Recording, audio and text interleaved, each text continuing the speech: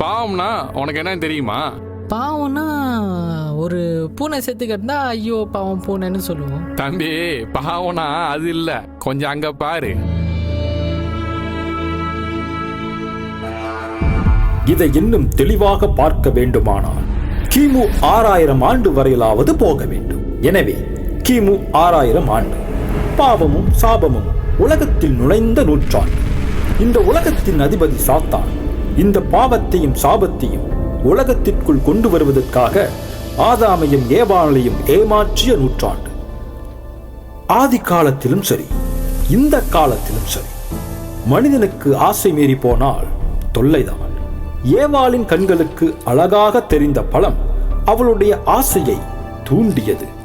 தேவன் சாப்பிட வேண்டாம் சொன்ன கட்டளையையும் மீறச் செய்தது. ஆதாமும் ஏவாளும் தேவனை விட்டு பிரிந்து போனது தேவனுக்கு பிரியமும் இல்லை.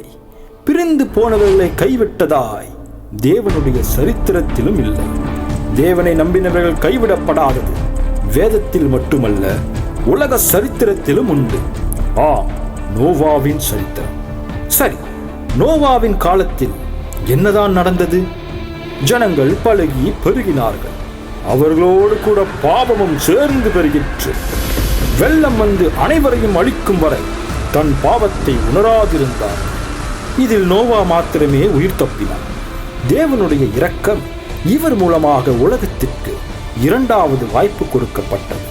இந்த 2வது வாய்ப்பு தற்போது இருக்கின்ற நவீன காலம். ஆனால் இந்த நவீன காலத்தை நாம் குற்றவாளி கூண்டில்தான் நிறுத்த முடியும். மற்றொரு புறம் உலக ராஜ்யமும் அதிகாரம் சட்டத்தின் மூலம் பாவத்தை சரி செய்ய முடியும் என்று அதிகாரிகளின் முதல் வாதம்.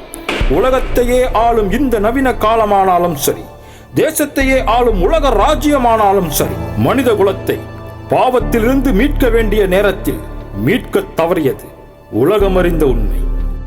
உதாரணம், கிபி 19ஆம் நூற்றாண்டில் நடந்த உலக யுத்தங்கள்.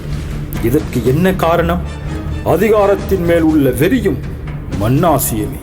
தொலைநிமிர்ந்து நிற்கின்ற சீனா தேசத்தில் ஒரு சிலர் தன்னுடைய காம உணர்வை பலப்படுத்த வைக்கும் ஆசையில் இறந்த குழந்தையின் கருவை சாப்பிடும் கொடூரச் செயல் இருதயத்தை கதிகலங்க வைக்கிறது. இறந்த குழந்தைகளின் கருவை சாப்பிடுவதுதான் பாவம் என்றால், அதே கரு உலகத்தை காண்பதற்கு முன்பே கருகலைக்கப்படுகின்ற செயல் இது யாருடைய குற்றம்? தனது வாய் வார்த்தைகளினால் நஞ்சை கலந்து வஞ்சனையாக பெண்களை கவர்ந்து தமது இச்சையை காதல் என்ற ஆயுதத்தால் தீர்த்து கொள்கிற சில கயவர்கள். பாதிக்கப்பட்ட பெண்கள் அநேக பாவங்களுக்குள்ளாக தள்ளப்பட்டு கொடுமைப்படுத்தப்படுகிறார்கள்.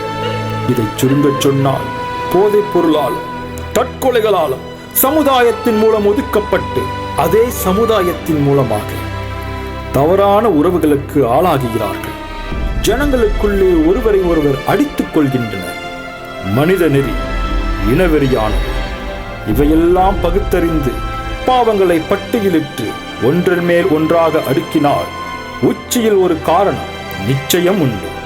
மலை போல் குவிக்கப்பட்ட இந்த பாவங்களுக்கு அஸ்திபாரமாக இருப்பது நாம் எவைகளை அற்பமான பாவங்கள் என்று எண்ணுகிறோமோ அந்த பாவங்கள்.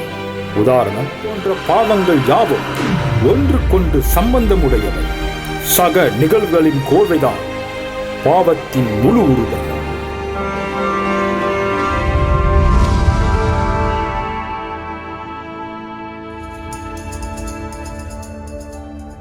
இதெல்லாமா பாவம்?